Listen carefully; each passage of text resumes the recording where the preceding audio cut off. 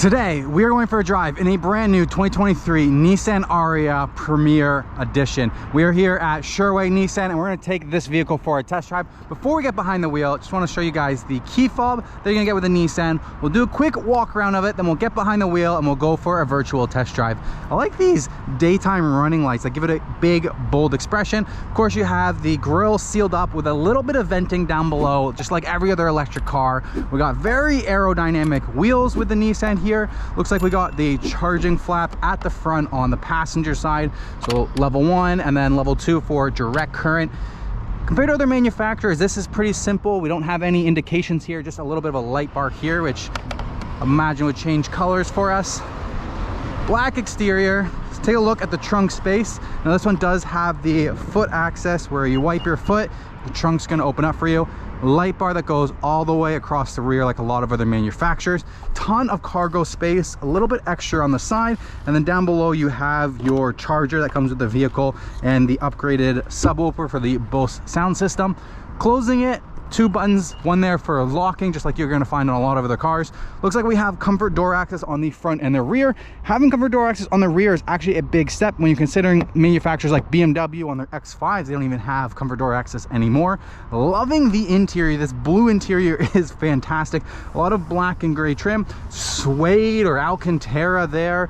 Perforations on the back. These look extremely comfortable. A little stiff compared to some other cars.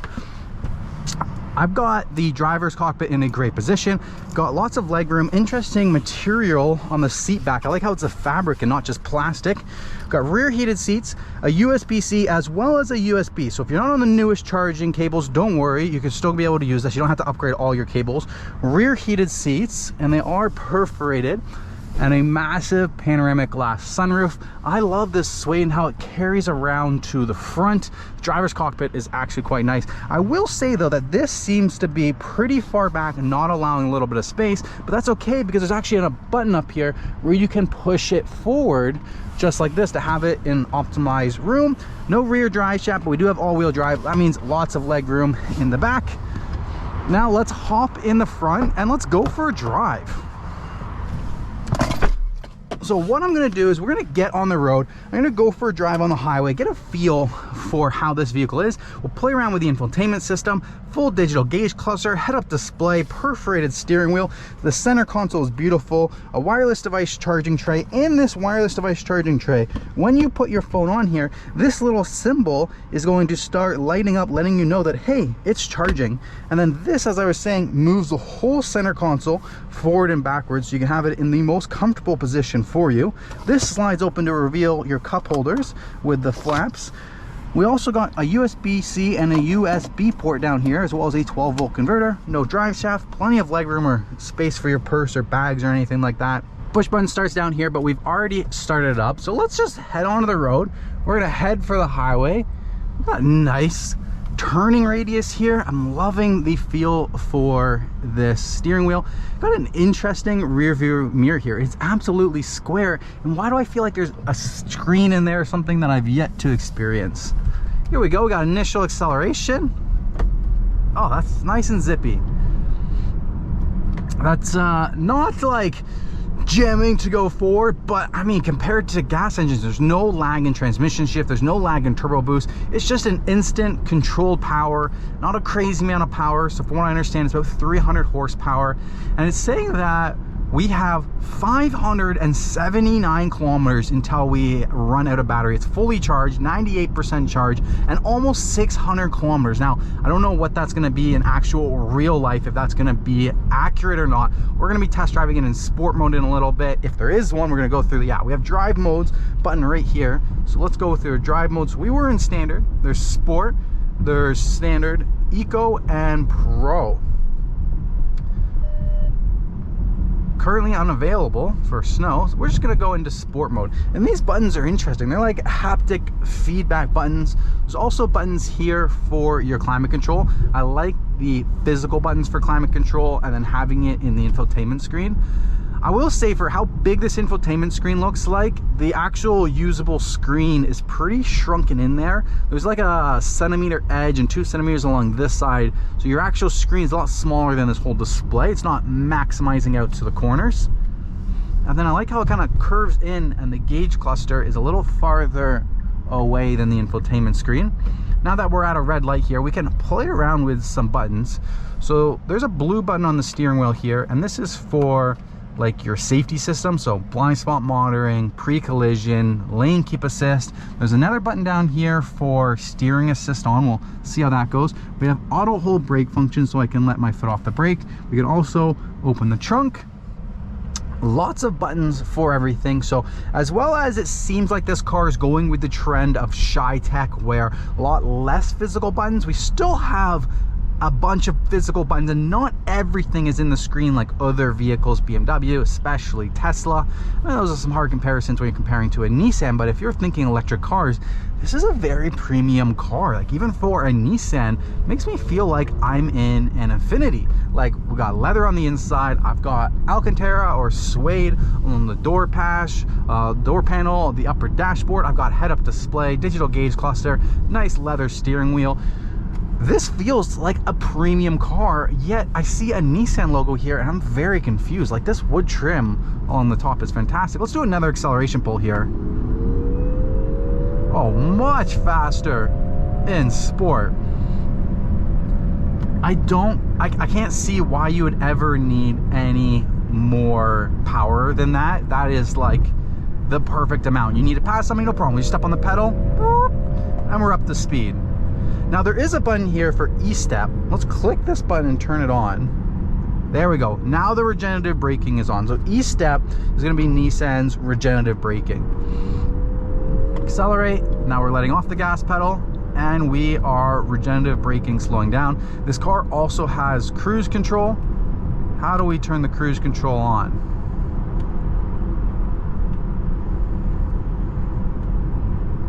There we go. You have to pull down once to trigger it to turn on, and then you can adjust the speed from there. The turn signal. Now it says we have steering assist on, but I see, there we go, green. It's still asking us to put our hands on the steering wheel, but just to see how good of a job it's doing by itself, we're taking this little bend to the left. Let's see what it notices here. See, look at that warning. Even in the head-up display we have a warning. I don't see anything else in the head-up display, so I believe the head-up display is probably off right now. But yeah, we say we want to pass this guy, accelerate, boom, no problem. Turn our cruise control back on. We have it set at 120. We also have miles per hour down in the bottom right. I didn't even ask it to do that. Now this is a brand new vehicle, 25 kilometers on the clock. So it just came in. We actually unwrapped the plastic before I went for the test drive in it. Also the temperature buttons. I like how they're physical buttons, but they almost feel like they're in a screen. You can like, yeah, there's a little bit of haptic feedback on it. So it knows when you've done it, but not every time. Like, I'm doing it here, I'm not getting anything. You tap it lightly, it'll do it. We have heated and ventilated seats. So if we click this button here, pops up. We have ventilated front seats. That's a luxury feature. Heated steering wheel, heated seats, navigation, Apple CarPlay, Android Auto is all in there. So you have all of the premium features you'd expect. This is a fully loaded unit. I'm very, very impressed with this, how it's equipped. I can't decide if this is a rear view camera or if this is like there's the camera. That's an actual camera that you can tell. Normal, and then an actual camera for it. So that is very cool to see. Now we'll take out the glare. Now, what does this do on the left side of the steering wheel? Okay, so we can play around. So we have some different speed limit signs, driving assistance signs, and your safety system. So I guess I'll just leave it there. What does this do? Click on here, menu, change meter view, audio source, driver assistance, personal display. Whoa, the whole thing just transformed. That was pretty cool. So if you click this button, change meter view, so we have two versions of seeing it. Which one do I like better? This one's the more traditional gauge cluster, two round ones, your speed's on the right, or this one brings your digital speed, top, center. I think that one's the best. I am wondering why my head-up display is not working, so maybe at a red light we'll try to get the head-up display working, because usually your speed will display. We've just been on cruise control now, just letting it monitor that car in front of us, keeping us at a comfortable distance. You can set the distance, so there's 3 different chevrons there for the distance. We're gonna leave it on maximum. I'm very, very comfortable with these seats, very comfortable with this interior, although I am someone who loves to drive with my left elbow down here, and my left elbow down here is very far away from the steering wheel, so it would be more of like up here posture, or some cars are kind of medium, you kind of keep your hand here. That's one thing that maybe could have been, you know, designed a little bit better, but it is what it is. Just right hand resting over here. I know my phone's charging. The fact that you can move this is incredible. I do have another secret thing to show you guys. Check this out. Open or close buttons right here. I press and hold open. We have a whole center compartment that comes out. So you're getting some McDonald's or something like that. Boom, you can put your burgers and your French fries. You can put your French fries kind of in this tray, and then you press and hold to close. And you can also do halfway. It's not just open and close. You have to press and hold it to, you know, make sure it's fully shut. And then you also have the normal glove box over there. All right, we're gonna take a right hand turn here.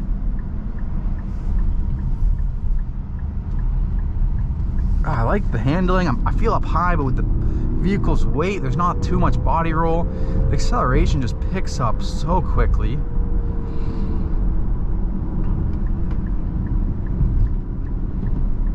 Handling is great.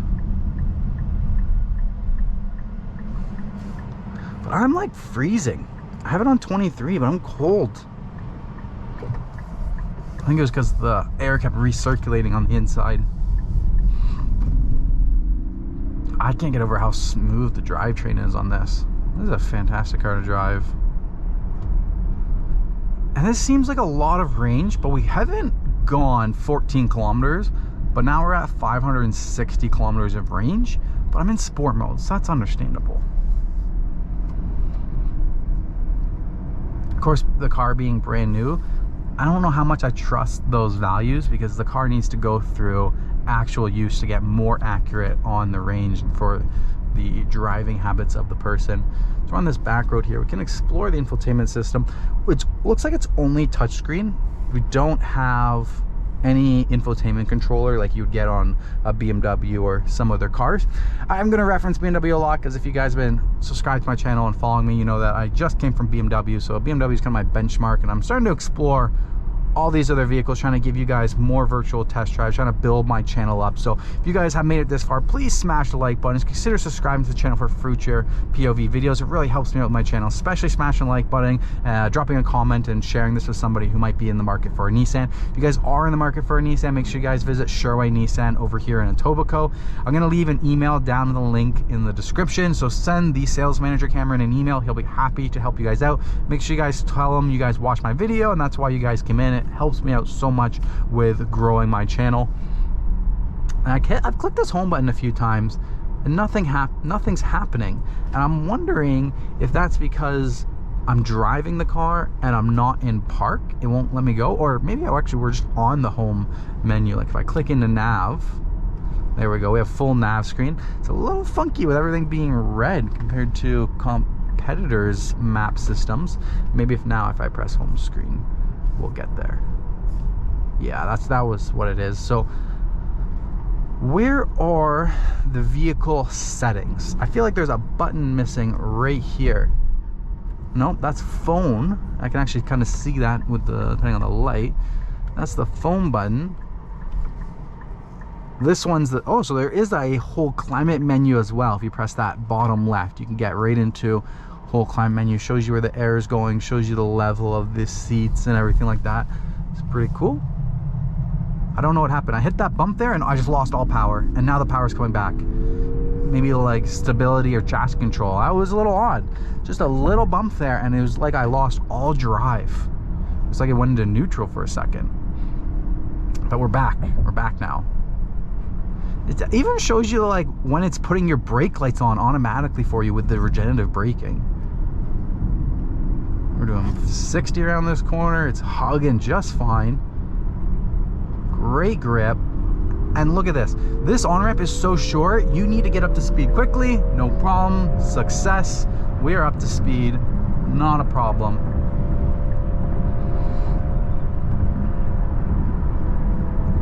Okay, so we went through that. There's someone over here, a camera. nighttime modes. Those don't look like clickable buttons. We have menus. We don't need to see that. Delete the notification, delete the notification. Where do we get into vehicle settings? There's no button. Every other infotainment system, oh wait, what's this up here? Okay, every other infotainment system, manufacturers, competitors, stuff usually has it over here. Looks like ours was at the top there. Connections, system updates, clock, navigation, sounds and beeps, general, Nissan connected services, climate, users, seat, TV, parking. So it looks like this car does have self-parking. We'll get to that when we get back to the dealership, so make sure you guys stay around to the end of the video for that. If you guys want to see the self-parking on this, or you can just skip to the end. It's interesting how almost every other sporty car will have a 12 o'clock center marking at the top. Nissan has seemed to put in a 6 o'clock center marking at the bottom of the flat steering wheel, perforated on the side. It's an interesting steering wheel. So it's cool how we have the music controls and the gauge cluster adjustments on the screen, cruise control, volume, and speech button on the right. We do have speech assistance. I'm liking this car. This has been a very comfortable drive. Suspension has been very comfortable, very plush. The seats are a little firm, a little firmer than I expected. We're comparing to like a Tesla. Tesla has very soft, plush seats, so this is a little bit stiffer, sportier seats. I hear something that thinks they're fast.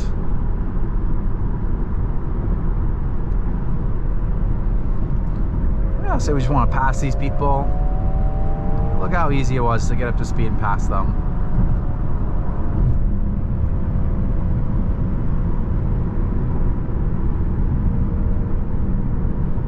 I feel very spacious on the inside here too.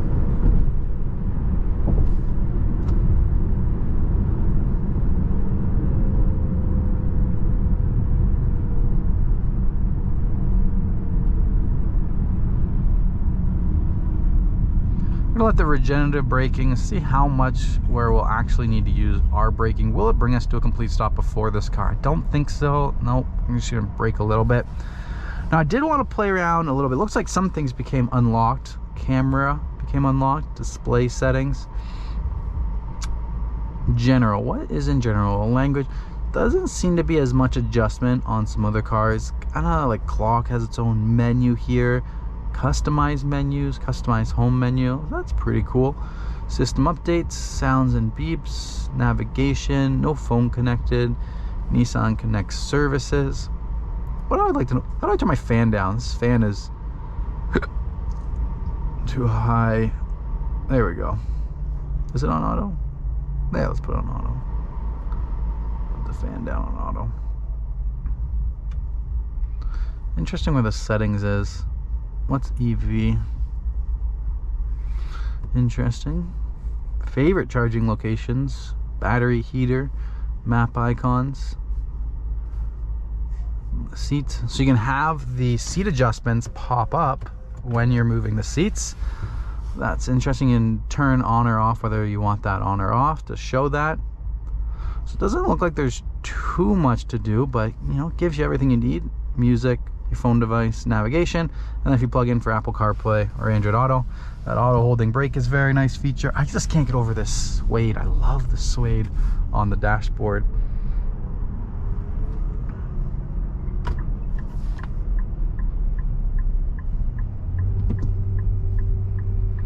Man, we didn't even make it through that red light. Ooh, look at this nice Corvette. Love me a Corvette. Any Chevy dealerships or anybody in the Toronto area want to let me take their Corvette for a test drive? I'm always open for that. Back seats very spacious as well. This is a good everyday electric vehicle. If it works for your lifestyle, you can charge it at home, you're in the city and stuff. 500 plus kilometers of range is very, very, very incentivizing.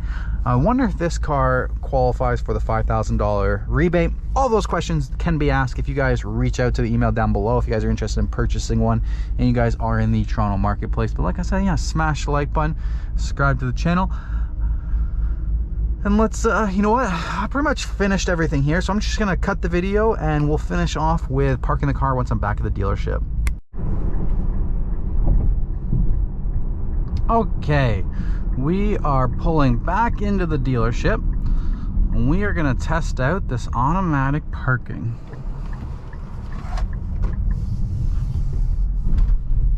Okay, I have no idea what I'm doing, so let's go through this together. We're going to click most systems. Before you drive past it, you turn the system on. So I click Auto P. I imagine now it's sending out signals, checking for the parking spot. Drive slowly, find an open parking spot. I see mod, but I don't see start, so I don't know what mod means. Can we tap on mod? Did it? I guess it didn't find any of those parking spots back there. You know what I just realized? There is a B mode on the transmission. But whenever, maybe I have to go over. But whenever, I can't get it to go into B mode. I don't know how to do that. We want to go into reverse now. Little transmission shifter here. I thought it was going to give us one of those parking spots. I think it's still checking for parking spots. Maybe it didn't like those ones.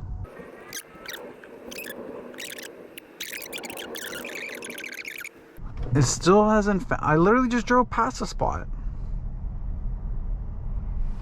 All right, well, I'm not here to show the best and everything positive. I'm here to show you guys a realistic virtual test drive so that if you guys are interested in purchasing this vehicle, you guys know what to prepare for. And so far, I can't get the parking system to work. I think it's open. I think it's on. I'm driving by a parking spot right here. That's a perfectly good parking spot. And it's not finding me anything.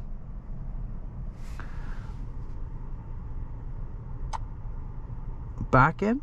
Maybe that was the problem. It's been looking for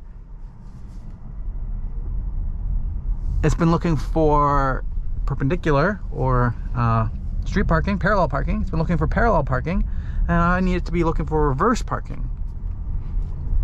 So make sure you click that button before you go and search.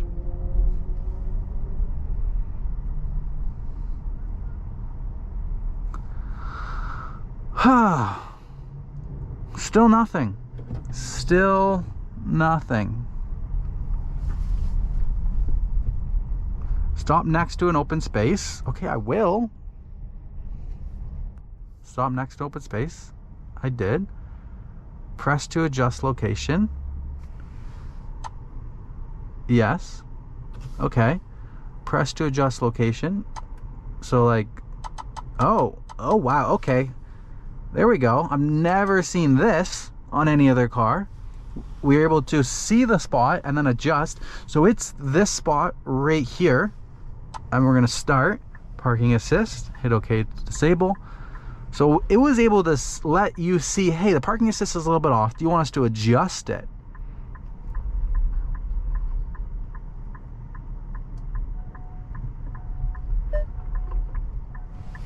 It's doing it all by itself.